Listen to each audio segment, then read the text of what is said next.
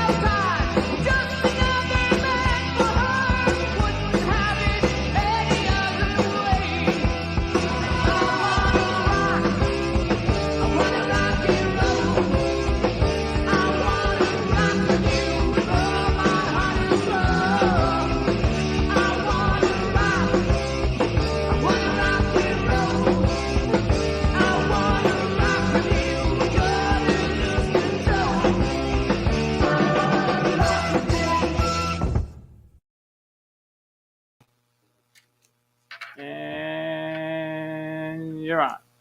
Hey everybody, welcome to Tea Time. I'm so glad you're joining me tonight. It is May 23rd and it is Monday evening here at beautiful Paradise Studios in Massapequa. Just give a shout out to Bobby, my director, for being such a great person in and out and a good friend of mine. And I want you to know that every Thursday night you can come down here to Paradise Studios and hear live bands. And you could even get up and sing with the bands when they're done playing. And on Friday nights, we have an open mic here. You could come down, you could recite a monologue, you can sing, you could read a chapter from a book you may have written. It's where the meeting of the entertainment minds come. I'm going to talk about my weekend real quick and then get to my guest. As you could see, he's not in studio, but when he does come to the East Coast, I'm going to kidnap him and bring him to the studio. I'm going to get him in here. All right. So Friday, I basically chilled, I relaxed, and I'm learning lines because I have a lot of things coming up. Thank God, including a little series called Me and My Nuts. And I play a secretary to a doctor who's a psychiatrist, and you can figure out the rest. But thank you, Omar Moore, for giving me this opportunity. We worked together in the past on a web series, and now we're doing this together, so I'm excited. Saturday, Claudia Bonavita, who's a fellow comedian of mine, was hosting a girls' gathering at her house. And I went to that and I had a blast just relaxing with all the funny women that are there and her friends. And then after I went to the Brew House in New Hyde Park for my friend Stephen Piro's birthday. They do karaoke there every Saturday night. So Saturday night, I think 9 o'clock, 9:30ish, Brew House in New Hyde Park. And then Sunday, I went to my brother's house. I was actually supposed to go Saturday, but I went on Sunday instead because my niece, Victoria Canastraci, made her confirmation on Tuesday. And unfortunately, I could not be there on Tuesday because Monday and Tuesday, I was filming Gravesend. That's right. With my friend Bruce Sosha, who I had on my show. It's William DeMayo's baby. And it takes place in Gravesend, Brooklyn in the 1980s. So I had to go back to my Guidette days. Bobby's going to throw up a picture of me. There I am, looking like a 1980s Guidette. And I had a blast. On Monday, we filmed on Long Island in Melville. And on Tuesday, I got to film with Fran Drescher, and Bobby's going to there's Fran and I. We filmed in New Jersey. Fran and I met a few years ago on her Cancer Schmancer cruise that Patti LuPone was on, and my girlfriend Alexis and I went. Alexis actually went to high school with Fran Drescher and her ex-husband Peter, and Fran is the sweetest person, and it was wonderful getting to work with her indirectly, I have to say.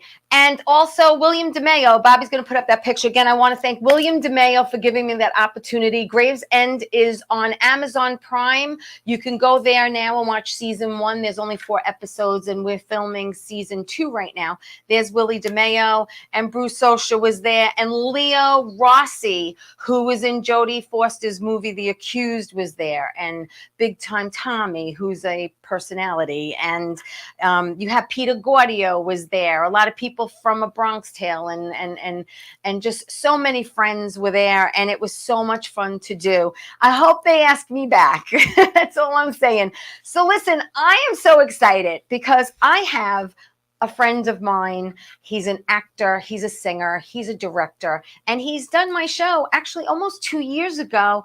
And Don Most is here, and I know most of you know him from Happy Days, but the man has done so much before, during, and after those Happy Days, and I'm so glad to have him back. So welcome, Don Most, to the show. How you doing, Don? Hey, Teresa. I'm good. I'm doing okay. Thank you. I'm so glad you're here with me. I know so many people were excited that you were coming back on the show. I can't believe it's going to be 2 years. I can't either. I know, it's insane. And I know you've had so much going on since then, and you have so much, coming on in the future. And we're going to talk about what you have coming up, and movies and performances. And I'm just so excited. But I want to also, reiterate a little bit of what we talked about before for people who didn't catch you the first time you were with me. But, I was talking about Brooklyn and Gravesend, and you're originally a Flatbush boy. Yes, indeed. Yeah. And you went to Erasmus High School, right? You graduated in 1970. Correct. Yes. Gonna go back, way back, way back. Whoa. You went to Lehigh University in PA, and you studied engineering back then. Yeah, for my first semester, and then I realized, the plan, that was all for a backup in case, my parents, were smart. They knew that acting was probably a fairly difficult and unpredictable profession, and so wanted something solid for that I could back up on. So I went to Lehigh, entered as an engineering major. Yeah. But my head, my heart and soul was still into acting, and I was still going on auditions. I would take the bus from Bethlehem, Pennsylvania into Manhattan, for auditions, and I was I couldn't go to all the classes, and so I realized that engineering I wasn't going to cut it there. Right. So I transferred into the business school, which I was able to manage a little bit easier without having to be at every class, So that was how that all came about. And yeah, but your first love, Don, your first love is singing. yeah, it really was. When I started pursuing this whole entertainment business thing, I got serious about it when I was about 13. Yeah. I knew when I was 9, I kind of knew that I wanted it, but it was the singing, it was the music initially that I was more interested in. Acting, I knew I'd want to do as well, but I was really zeroed in on the music, and then actually got to be part of a nightclub act the summer I was turning 15 in the Catskill Mountains, So I was in heaven. I was, and I loved all the great singing at 15 in the Catskills. What a gig! Yeah, it was pretty cool. I thought, how can you beat this? Can't get any better. But and then and I loved all that, the Great American Songbook, especially in the jazz band, like the jazz standards, Yeah. So, but then about a year later, I kind of switched my focus and concentrated on acting. I made a 180. Yeah. And I just started getting really influenced. I went to a serious acting class, and I really got into it. And I was seeing there were so many great movies. It was a sort of a renaissance going on in film with all those independent type films back in the mid to late 60s. Mm-hmm. A lot of The Graduate and The Last Picture Show and well, Godfather came out after that. Yeah. But a lot of and so many great independent films, and I became a big Nicholson fan when I saw Five Easy Pieces Mhm. and Midnight Cowboy. Dustin Hoffman. So Yeah. that's when I really got serious about acting. Well, you wanted to be a serious actor, and when Happy Days rolled around, actually, the opportunity, you turned it down. You really didn't want to do a comedy. Yeah.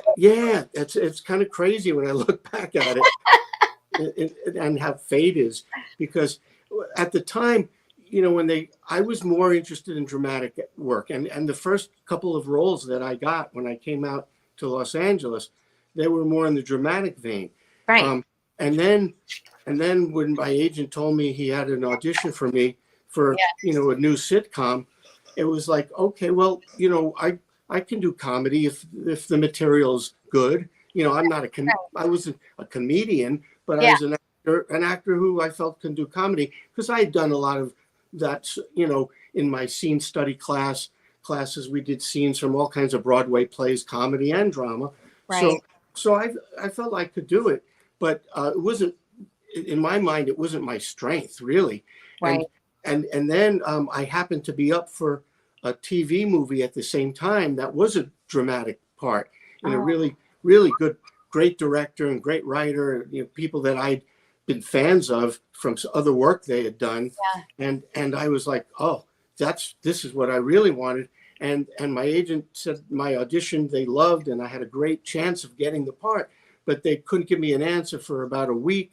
And then then the Happy Days people had to know, well, first on Friday they offered it. That's when we passed on it. My agent and I said, yeah, I think we got a good chance for the other TV movie, the drama. Uh-huh. Let's take a little.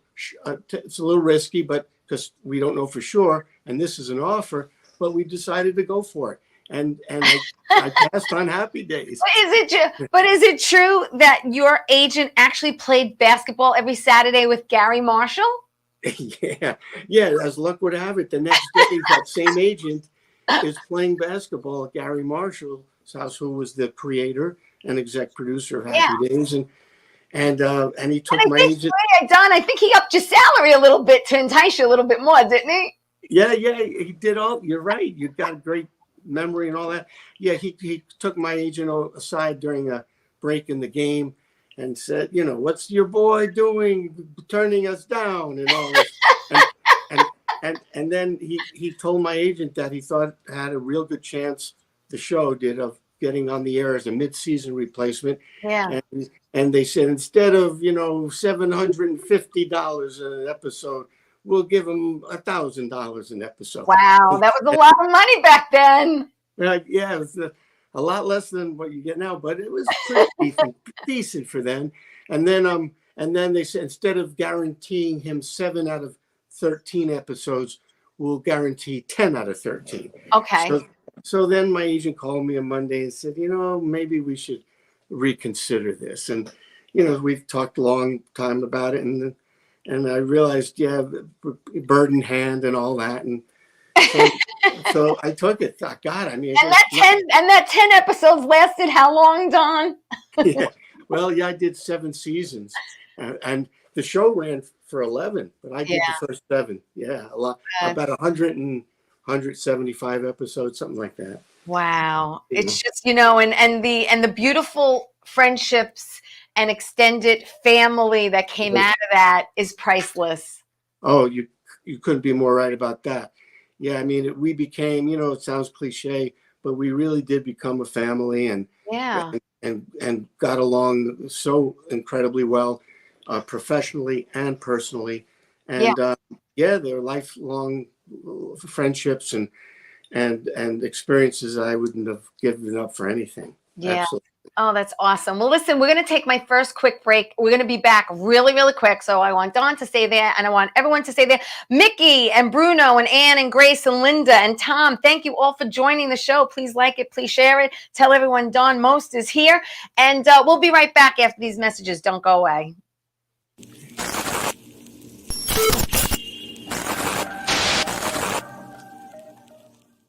So where do you want to go tonight? Are you bored? Oh my God.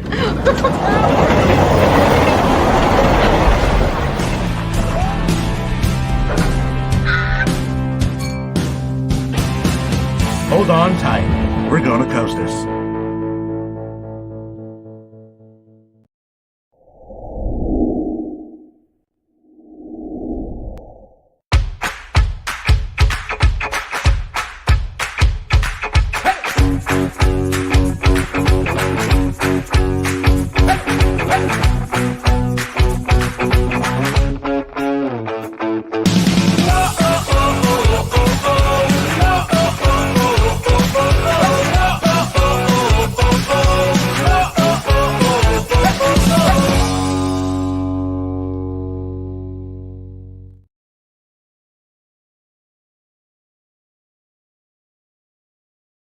Hey everybody, welcome back to Tea Time. I'm so glad you're joining me tonight because I have Don Most here with me. He's an actor, he's a singer, he's a director, and I'm so glad he's joining me. How are you?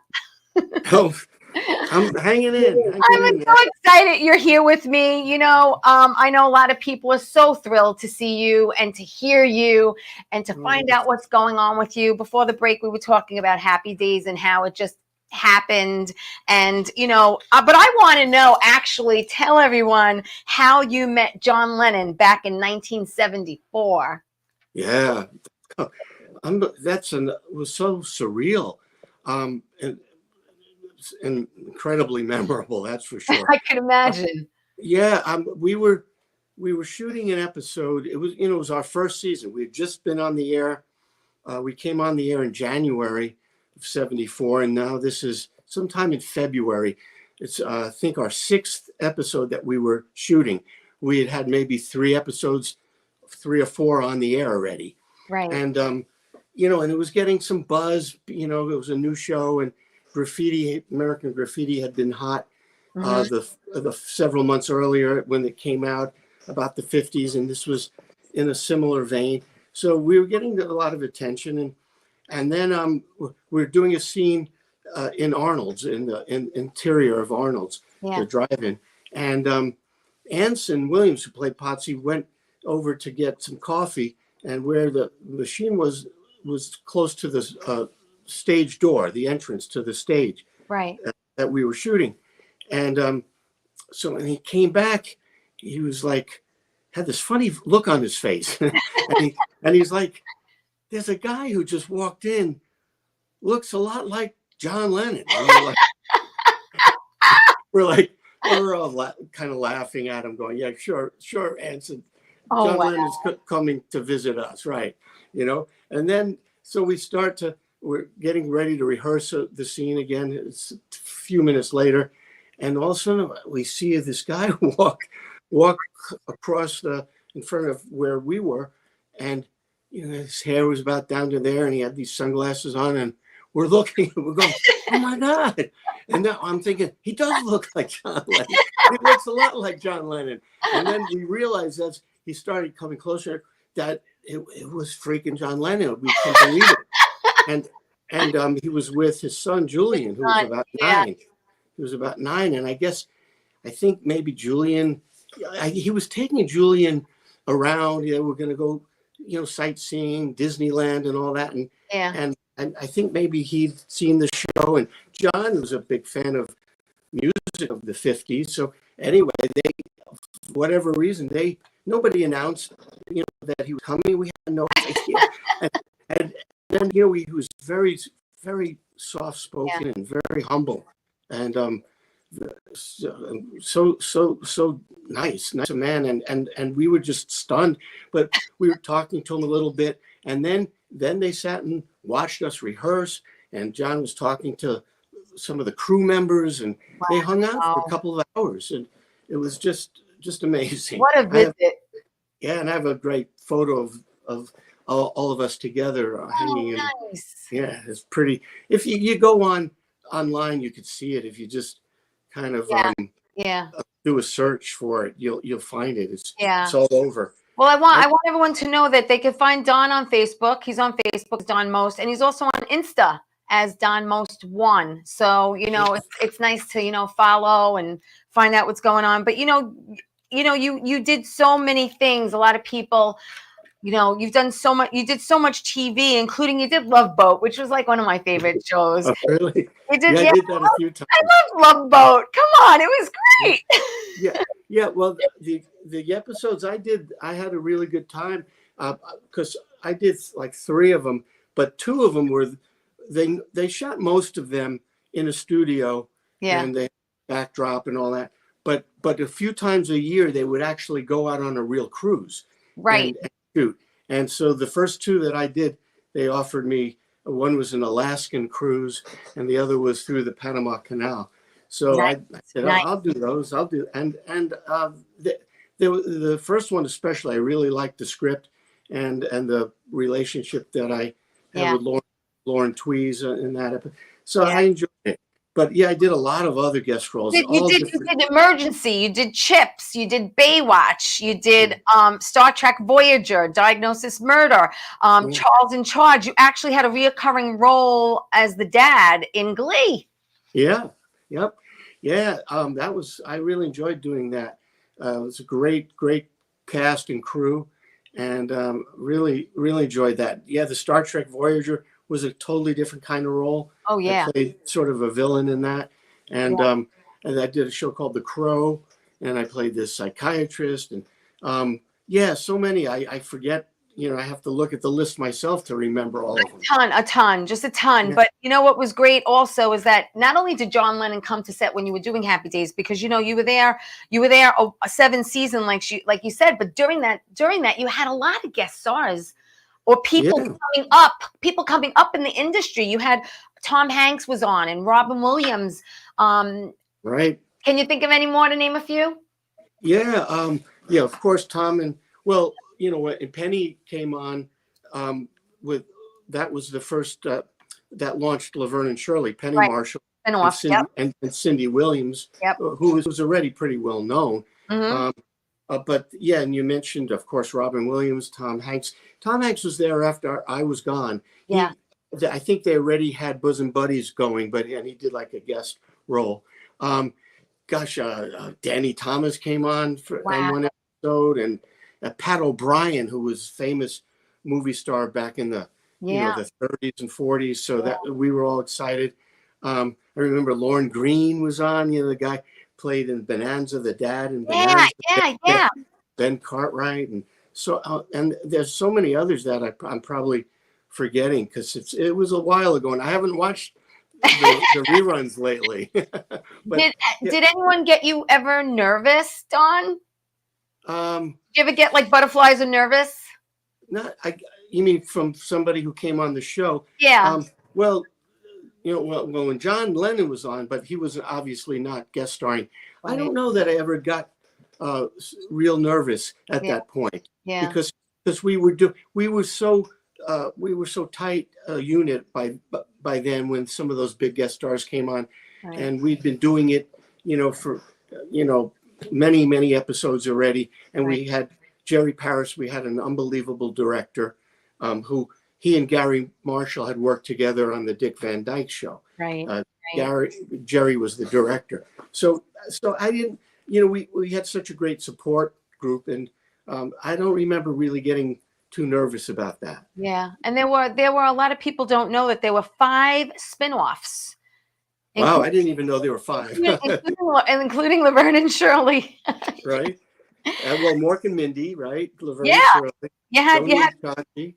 And what were the other 2? I think Rhonda, right? Rhoda. Rhonda. No, that wasn't a spin-off from us. No? No, there was a show called Blansky's Beauties. Someone from we talked about who played the original Mr. Cunningham, Harold Gould. Yes. Yeah. That's what we talked about last time. Yeah. But there were 2 other spin-offs, that never, I think, got on the air or lasted. Yeah. But 3 pretty big. Laverne and Shirley and Mork and Mindy certainly were big ones that took off. And you had a Happy Day softball squad that we talked about, and you played at Shea, didn't you? We played at Shea Stadium. Yeah. Yeah, that was so exciting for me. And, having grown up in New York, wish didn't get to play in Yankee Stadium. That was the one but we played in so many other ones. Dodger Stadium several times, Wrigley Field, Chicago a couple of times. In Milwaukee, it was then the County Stadium, where we had like 45,000 people for our game before the Major League game. And in the Astrodome and in Philly and Pittsburgh, the stadiums there, it was a Veteran Stadium, and back then, who was one of the better players on the team? Well, I was up there. I was definitely up there because I played a lot of ball growing up, and cool. I wanted to be a baseball player when I was younger. Before I turned to acting, I was I was a huge Mickey Mantle fan, so I got to play center field, and I hit a lot of home runs in those games. Not over the fence because we were playing softball, right? But inside the park homers.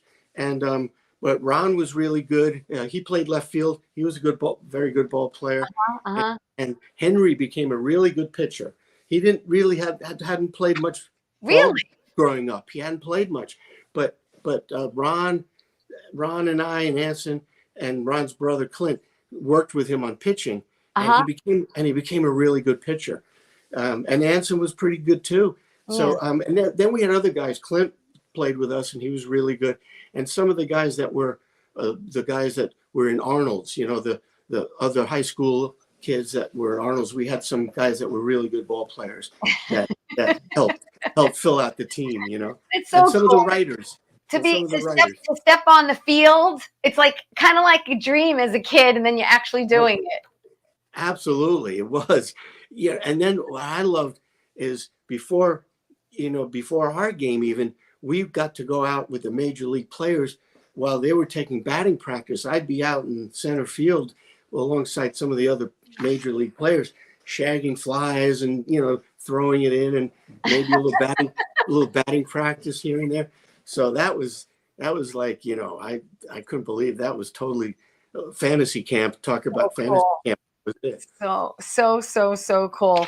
All right, listen, I'm going to take my second break, but I want you to stay there and everyone else to stay there too. I'll give a shout out to Larry and Nancy. Thank you everyone for loving the show. This show, Tea Time, is on every Saturday at 11 a.m. on Channel 20 for people who get Cablevision on Long Island. So you could watch it on a Saturday morning. Tell everyone you know that Don Most is on this Saturday with Teresa. We'll be right back after these messages. Don't go away. Stay right there. More with Don when we get back.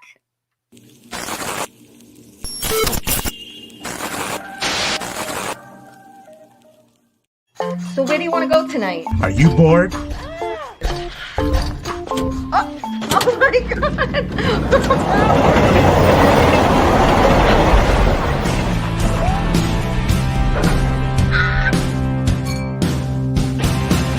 Hold on tight. We're gonna coast this.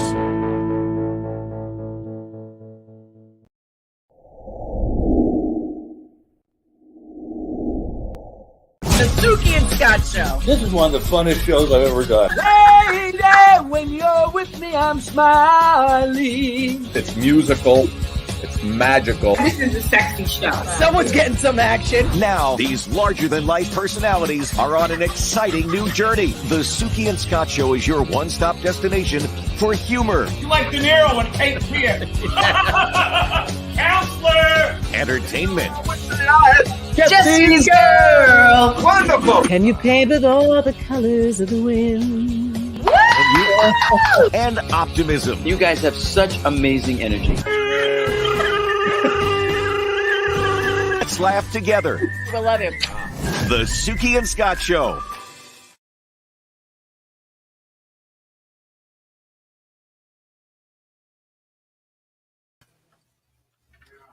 Hey everybody, welcome back to Tea Time. I'm with Don Most. He's an actor, he's a director, he's a singer. And speaking about singing, Don, you actually sang the song Devil Take Me in season 6, episode 4 of Chips. Right. Yeah, that was a hoot. I was in full like Kiss makeup, like Gene Simmons, and I played sort of, rock and roll guy who, I breathe fire on stage and do all that. People, you should check that episode out. You could probably see it on YouTube. It was, Devil Rock or something like that was the name of the rock. I can't remember. So everyone look for that because it's a like you said, it's a hoot. Devil Take Me, and you know what? Was that something that you've never done before for like singing in a show? Yeah, that was the first time Yeah. that I had sung in an episode of a show. Absolutely. Yeah. That's what I thought. Yeah. And it was not the kind of music that I was, used to. But It was fun. I mentioned last time and I kind of shocked you, and I'm going to mention it again so I could shock you again and jog your memory a little bit. And for those of people who are watching, but Don, because I found some inside information, he's like, how'd you find that out? I have my way. Yeah. But you were actually a lifeguard at Camp Floridan in Peekskill, New York. Yeah, it was actually, that's right. It was near Peekskill. Okay. It was in, it was near, what was New that? It was near, Peekskill, pretty close to Peekskill and Lake Peekskill. Yeah. And Lake Oscawana. And I can't remember the name of the actual town that was. Might have been Oscawana. Anyway, I grew up in Brooklyn, but I spent my summers up in an area called Lake Mohegan. Yeah. And so it was about 20 minutes from Lake Mohegan. Yeah. On the border of Westchester County and Putnam County. Now was this before the gig singing at 15, or was that after? It was the summer after I sang, I think. I'm pretty sure. Okay. Yeah. I think it was the summer after.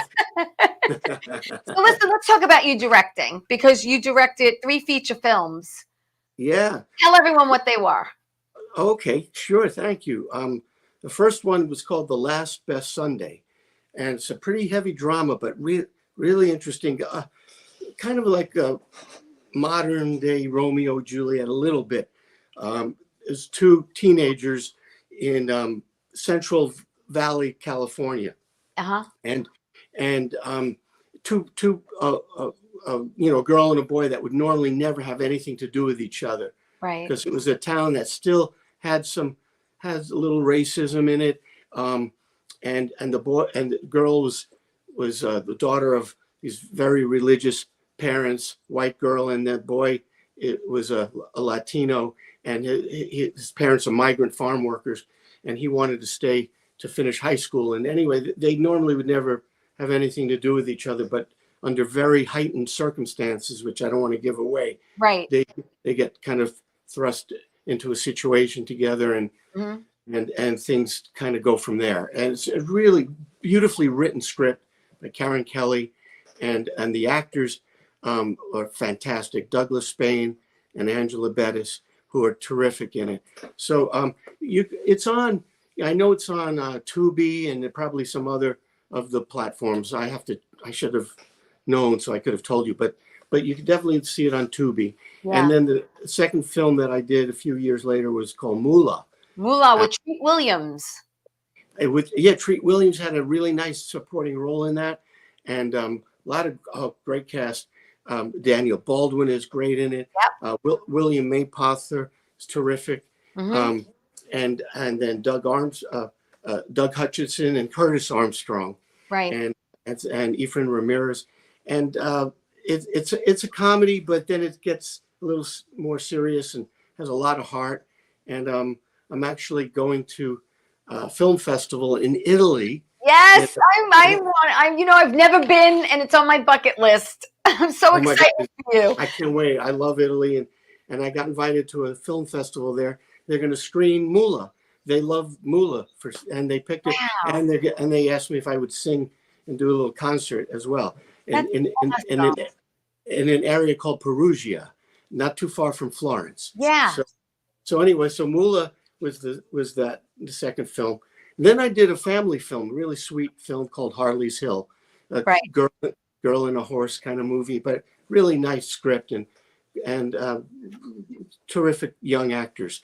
So and I have several that I'm attached to direct, Right. and I'm hoping that we're hoping they're going to get, the financing or the right home at the right company. Yeah. So, but they're really excellent projects. So I'm looking forward to that. That's great. I'm excited. I'm excited for you. Like you're going to go to Italy in June during this film festival because they want to see Mulan. And while you're there, they want you to sing, which is exciting. And you're also going to be filming a short film while you're there, right? Yeah, I'm going to do a short film there. There's a director there that has been trying to get me to be in one of his films, and this didn't quite work out. Okay. So this will work out, and then next year I think there'll be a full length feature. Right. That hopefully I'll be doing in Italy, which will be great. I've been there a few times and I just love Italy. Can't wait to go. But then I have some other projects, like I said, that I want to direct here. Yeah, tell me what you have coming up.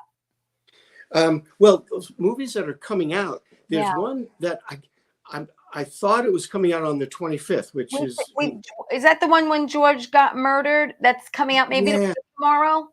Yeah, I thought actually Wednesday was what I was told, but now I was just looking it up to see if maybe it's been pushed back because I'm not sure, but it's coming out soon on Amazon. Called When George Got Murdered, which deals with the aftermath of when George got murdered, what happened in the prison where Derek Chauvin was being held, and there was all kinds of drama going on there. About George Floyd, Yeah, so it's a really interesting film.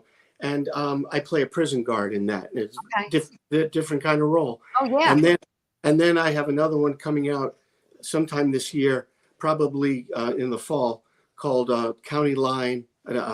County Line, No Fear. County Line, right. And with Tom Wopat and Casper Van Dien.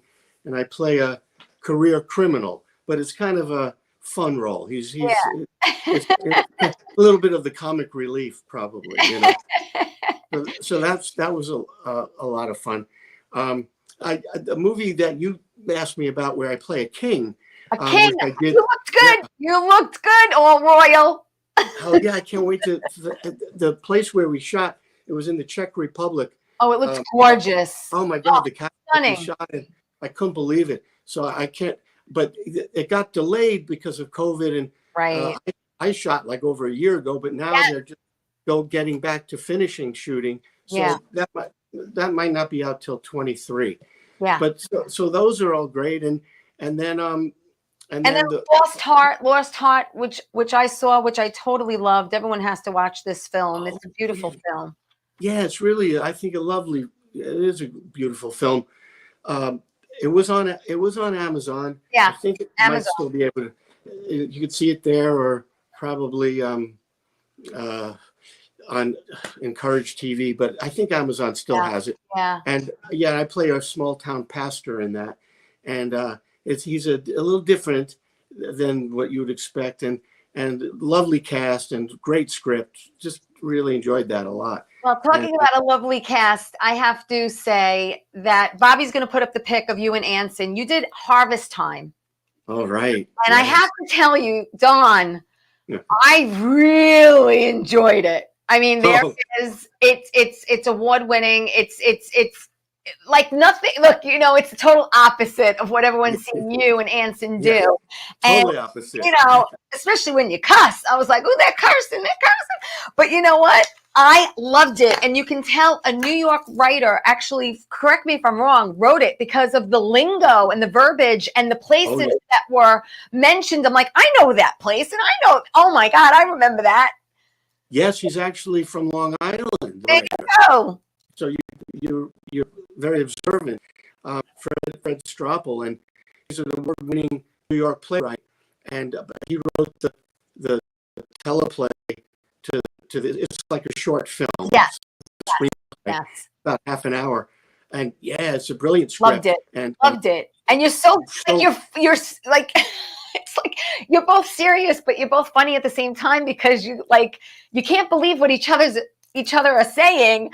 Right. And you're questioning it, and it's like, are you serious? Are you playing with me? Are you serious? And I think look, Anson was great, and I think you were fabulous, and I just loved it. I just love the little twist and turn in it. I don't want to say anything about it, but if everyone can find it, watch it. Yeah, people will be surprised, and most people enjoy it a lot. Some people Yes. might be. It's dark comedy. It's dark. Yes, You know, it is dark. It is dark comedy. It is, and you have to, you have to remember that that's what it is. Yeah, exactly. But yeah, his dialogue and the twists and turns are just fabulous. Loved it. And Anson did a great job of directing because He did.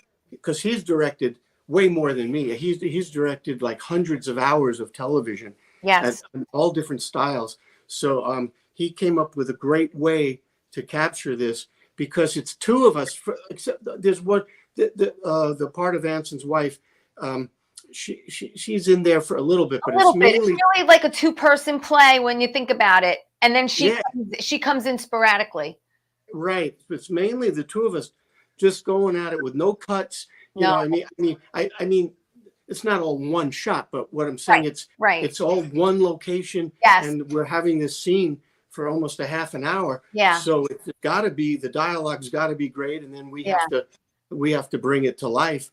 And I think it has been winning a lot of awards. And yes, I think because it's still being in festivals right now, our producer, David Levin, had to pull it from, it can't be shown right now while it's in the festival. Right. So I can't tell you where to see it right now. But if people put down the name Harvest Time with us in it, periodically, if you do a search, it's going to come out somewhere. Well, I've been asking Anson to come on my show. My fingers are crossed. Hopefully he'll come on because I'd love to have a conversation with him too because he's had a near-death experience and I've had 5 of them. So the man and I need to talk. Oh, absolutely. 5? You've had 5 near-death? Yes, I have. It's insane. Oh We could talk off air. I'll tell you.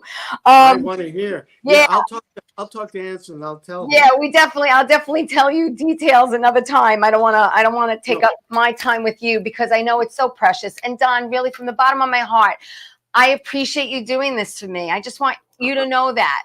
Oh, thank you. I really do. My pleasure. I enjoyed talking with you. I enjoy you so much. Really. We need to act together somewhere. Don, from your mouth to God's ears, let's do it. I don't care if it's a short. I want to be in a scene with you and I want to make it either funny or really dramatic. We're both. We could do both.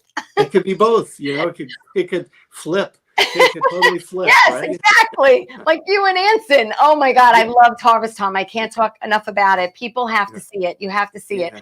But you know what we have to see? We have to see my last commercial break. So Don's going to stay right there. I don't want anyone to go away because when we come back, we're going to be talking about his beautiful wife and his amazing 40-year marriage. 40. Did you hear that, people? 40. Okay, in Hollywood. Crazy. So stay right there. Don't go away. We'll be right back with Don.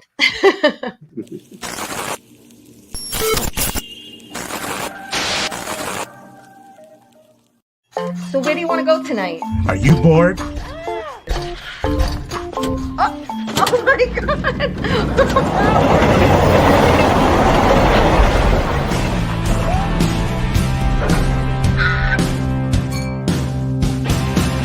Hold on tight. We're gonna coast this.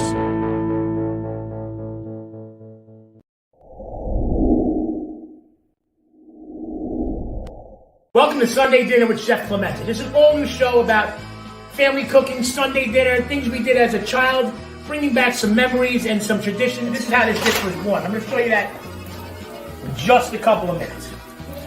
So, the trick with the meatballs, too, when you fry them, you don't want to overcrowd the pan too much. Just a drizzle, not too much of olive oil, right on top of that fish. So, a little flour, a little egg, Cella Luna, met somebody, everybody drink some wine. Everything's still going.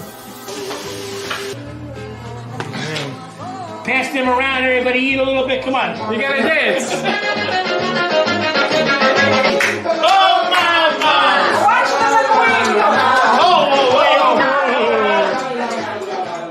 Get together, go visit your mother, your sister, your cousin, bring some pastry, some food, get together, eat, drink, be happy. Who wants some linguine, clams, and pastry?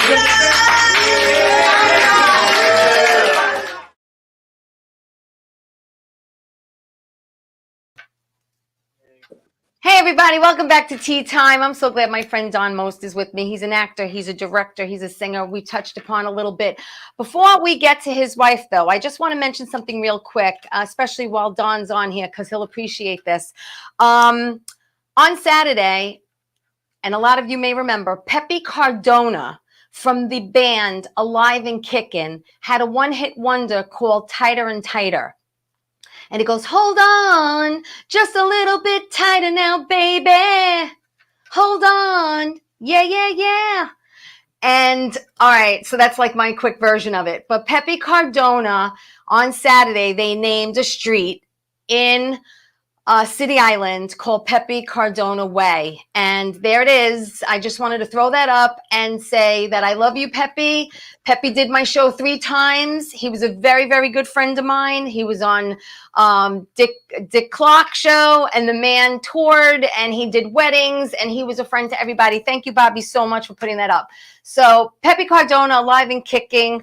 God bless. And I know, Don, you'd appreciate that because he was an amazing man and had that one-hit wonder known for Tighter and Tighter. So listen, I want to mention quickly your wife, your beautiful, beautiful wife, Morgan, of 40 years. Tell me, in Hollywood, how did you do that? It's a miracle. I don't know. Got lucky with, that fate again. I met her on Happy Days, and it was during the 7th season, which was turned out to be my last season. Right. And thank God. Thank God it wasn't the 8th. Yeah, exactly. And we just hit it off great, and dated for 2 years. Got married, and it's just been a wonderful, wonderful marriage. Yeah. With two great daughters. Yeah. Yeah, so I don't know. People say, how did you do that? And it's not like I could compare it to.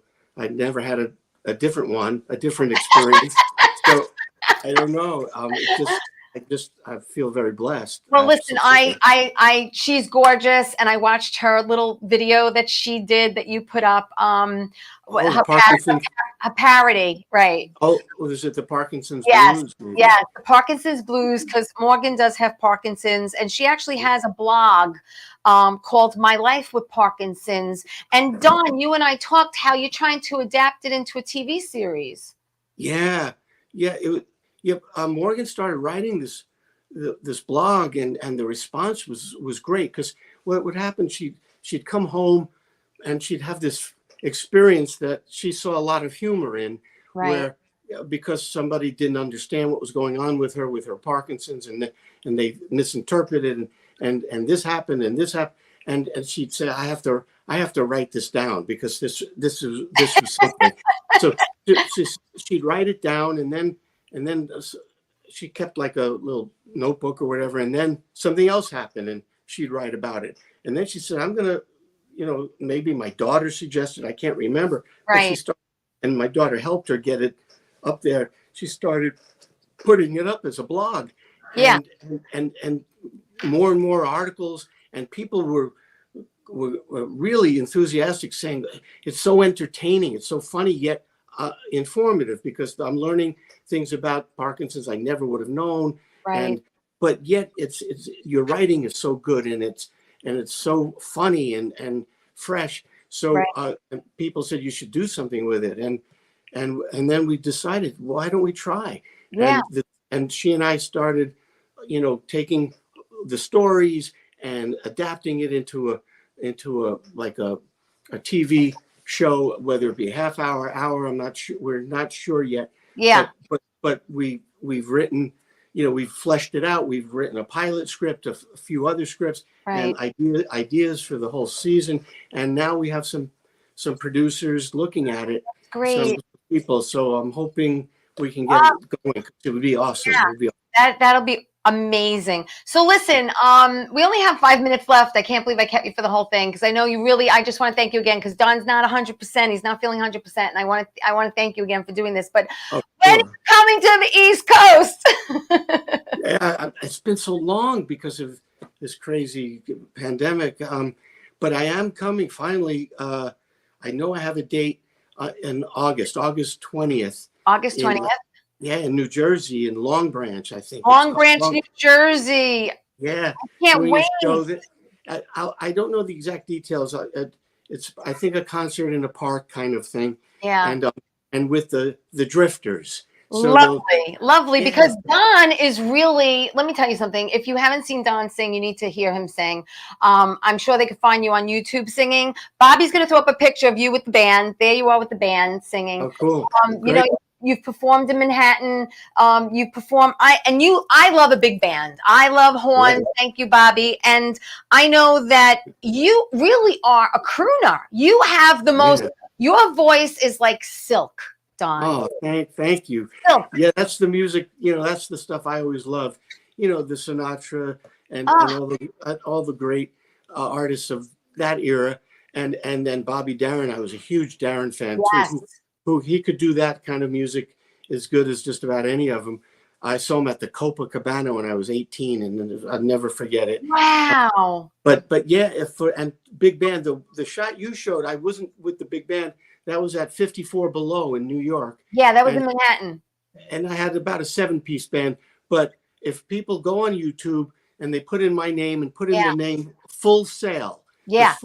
Full Sail is a venue I did in Orlando, and I did it with the Orlando Jazz Orchestra. Yes. So it was a big 19-piece band. Ah. And so if you look up Full Sail, Donnie Most, Full Sail on YouTube, and you'll see some promo videos. And the big band sound, I'm like you, I love that. Oh, I love it. I love it. And I have a CD that's called D Most, Mostly Swinging, with a great big band from LA. Yes. So well, I told you years ago, my father took me to go see a Tommy Dorsey band. Oh, wow. And I didn't want to leave. Oh, really? Oh, my gosh. Great. I loved it. That's great. I told you I was born in the wrong era. I know, me too. I thought I was too. And the producer of that album, the CD I told you about, he always says the same thing about him, because he writes the arrangements, and he's brilliant at capturing that, but bringing a little bit of a modern zing to it, you know. What's your favorite song to sing, Don? Do you have a fave? Like, I know you like Mac the Knife, but is there a fave? No, I mean, you know, that's the only one I can name, because I love all of them. I love all of them, but I love all of them. But Mac has a special place in my heart, because that's when I first started really singing along to records. Right. And you know, and I discovered Bobby, and I heard Mac the Knife, and I would sing that over and over and over in the living room or the dining room where there was a stereo on the little 45, you know. Right. I probably drove my family crazy, and I probably drove some of the neighbors in the apartment building crazy. Oh. So I was close with Mac, you know, I was close with All right, well, listen, I'm going to let you go. I'll finish out the show. But listen, I want to tell everyone, find Don on Facebook under Don Most, and Don Most 1, the number 1, Don Most 1 on Insta. My friend, thank you for doing this again with me, and I hope to see you in August. And we hope so. And we talk soon, okay? Great to talk to you again, Teresa. Love you. Hope to see you. Love you too. All right, we'll talk again. Take care. Feel better. Listen, I am just so thrilled, Don. I didn't know Don wasn't feeling 100% tonight. And again, like a real trooper and performer he is, he joined me. And I only have good things to say about this man. God put him in my path, and I'm glad he did. And he is just a beautiful person, beautiful soul in and out. And you know, this is the second time, like I said, he did my show. It was going to be 2 years ago. He did my show originally the first time, and we had a blast. And I'm so glad he came back to do the show tonight and not feeling 100%, because, you know, I can't get enough of him. I just want to keep talking and talking and talking to him. So listen, I have a minute left. And in this minute, I just want to take this time to tell everyone how much I do appreciate all your love, all your support. Let's give some shout outs to people who are watching tonight. Teresa, hello, Teresa Warwick in Philly. I love you. I miss you, my friend. And I wish you happy birthday, but happy birthday on air to you. And that is Recipes for Love is with Teresa. We film that in Philly, and we're going to have a big premiere in June in New York, in Philly, and in LA. I miss you, my friend. And I hope to be back for season 2 and give some shout outs to Anne and Nancy and William. I want to thank everyone for loving the show, supporting me, loving on me. I want to tell everyone, please tell everyone you love them, because life is very, very short. And I will be back next week with another guest. In the meantime, everyone have a great week. Stay safe. Love ya. Ciao, everybody. Ciao.